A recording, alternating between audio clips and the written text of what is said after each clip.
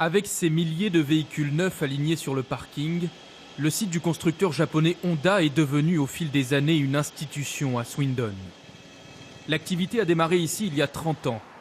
10% des véhicules assemblés au Royaume-Uni sortent aujourd'hui de cette usine. Alors l'annonce de sa fermeture à l'horizon 2021, avec 3500 suppressions d'emplois, est accueillie comme un coup de massue par les salariés et la population. J'ai 2 enfants, une compagne. Ce travail, c'est toute ma vie. On vient de m'annoncer que techniquement, je suis bientôt au chômage. C'est dévastateur pour Swindon. Je pense que la ville ne va pas s'en remettre.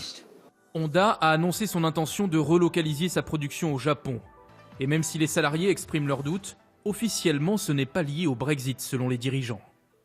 C'est un jour très triste pour nous, mais c'est une restructuration en prévision de l'électrification de nos véhicules et une réponse à la législation plus stricte contre les voitures polluantes.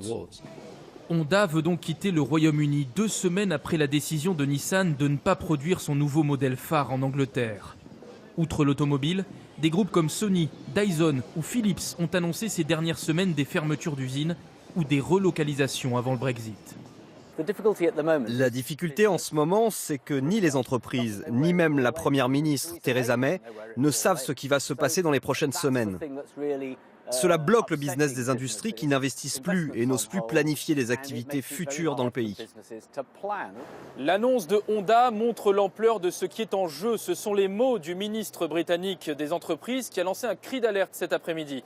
À 38 jours du Brexit, prévient-il, l'incertitude actuelle, l'impasse politique pourrait impacter en quelques semaines à peine l'attractivité du Royaume-Uni pour plusieurs années.